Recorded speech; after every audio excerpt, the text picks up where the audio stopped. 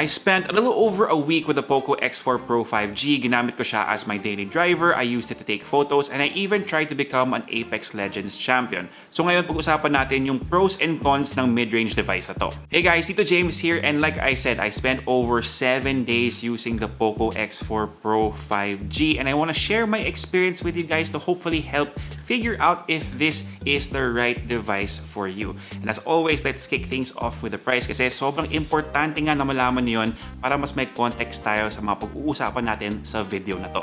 The starting price for the POCO X4 Pro 5G is 16,990 pesos para sa base variant, which is what I'm using for this review, and that has 6GB of RAM and 128GB of storage. Now kung gusto yung i-max out yung configuration with 8GB of RAM and 256GB of storage, that's an extra 1,000 pesos, so 17,990. Now kung kaya ng budget nyo, and more importantly kung may stock pa, try to get the maxed out version if you can. Pero okay din naman yung experience ko with the base model, which we will now talk about, starting off with its design. And simulan na natin to with my very first con, which is the huge camera bump. Now medyo may pagka in your face yung branding ni POCO, but I seriously don't get the point of this. Now kung naka-follow kayo sa IG namin, I ran a poll on our stories to see if you're on the same page as I am when it comes to the design, and I guess I'm in the minority for this one kasi 57% of you like the design of the POCO X4 Pro 5G. Now if you missed that poll, let me know what you think na lang in the comment section. Now you are getting a glass back with the X4 Pro 5G, and I do like the design here. Tamang-tama lang yung pangalan nila sa mga color variant, laser black, laser blue, pero meron din POCO yellow.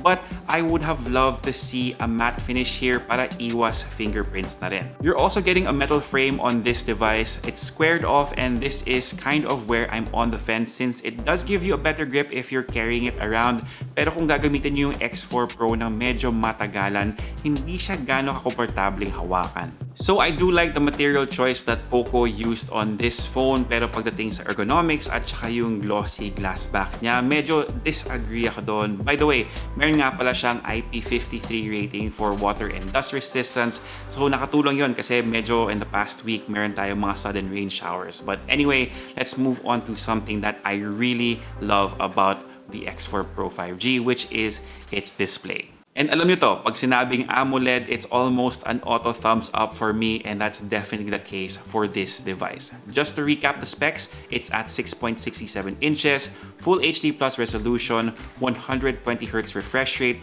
and a touch sampling rate of 360Hz. So working with this phone and navigating through my social feeds has been really nice.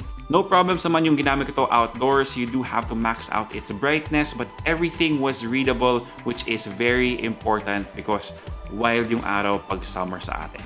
Of course, if you're like me who watches a ton of videos on your phone, this checks all the boxes in terms of picture quality with great colors so you can enjoy watching content.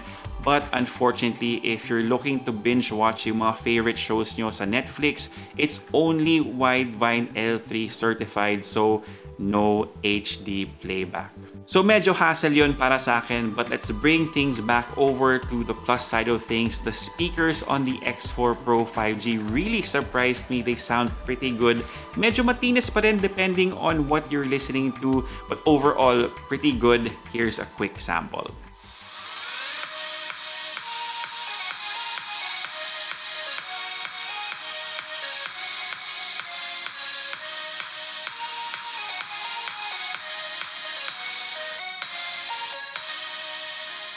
Okay, so ngayon naman pag-usapan natin yung mga camera. For its specs, the X4 Pro 5G has a 108-megapixel main camera with an aperture of f1.9.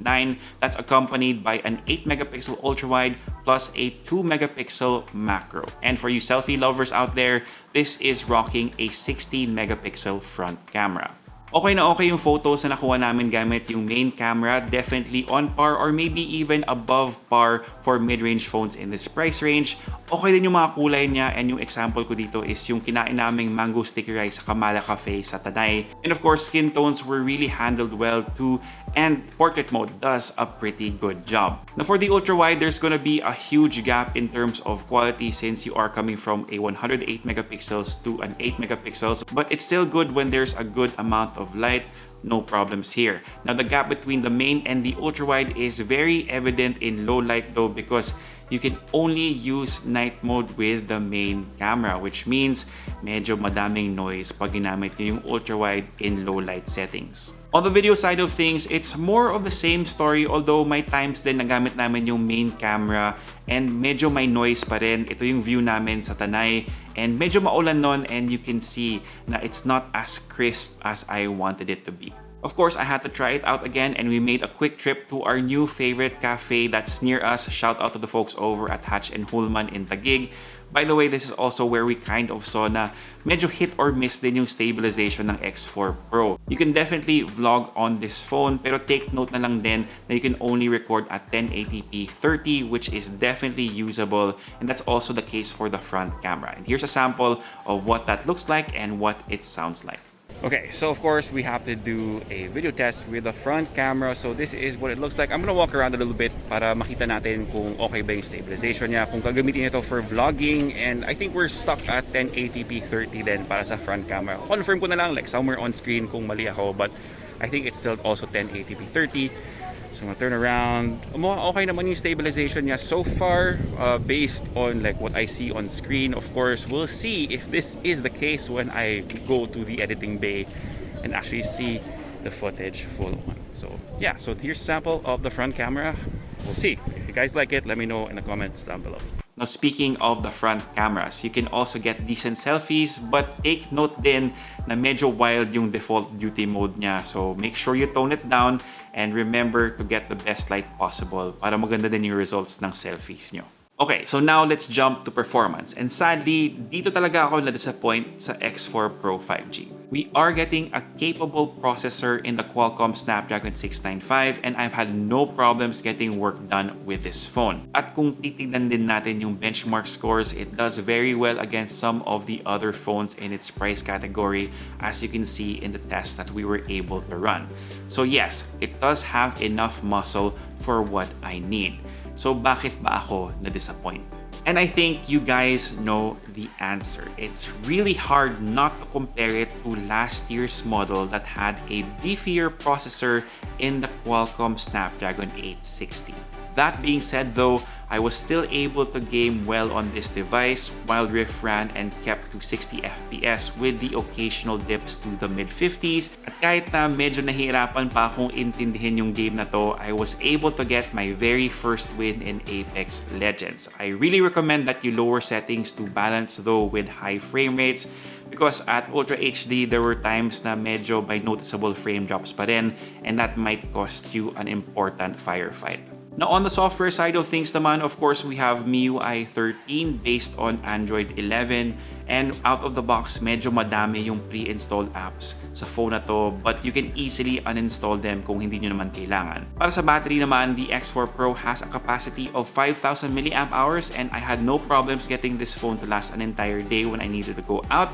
But in terms of benchmark scores, it also clocked in a decent 13 hours and 17 minutes using our PC Mark battery benchmark. For charging, this phone supports 67-watt fast charging, which is really nice since if you're like me na medyo nakalimutan mag-charge ng phone bago umalis ng bahay, all you need to do is plug it in during your lunch break, and from 0 to 100%, that should take you less than an hour. So really convenient feature there, especially if you're like me. So, yun na nga. Those are the pros and cons na na-experience ko habang ginagamit yung POCO X4 Pro 5G. Hopefully, nakatulong to sa inyo, especially kung pinag-iisipan nyo talagang bilhin yung phone na to. But remember, like all smartphones, there are some compromises that you have to make. But please make sure that the device you choose covers the basics of everything that you need. Let me know if you agree with the pros and cons na na-mention ko sa video na to, and if you found this video helpful, give us a thumbs up, sub to the channel, and make sure you hit that notification bell. If you have any questions, please leave them down below and I'll try my best to get to them as soon as I can. For all the latest in tech, head to Unbox.ph, plus follow us on Facebook, Instagram, and on TikTok. My name is Tito James. Peace, God bless, see you guys next time, and of course, stay safe.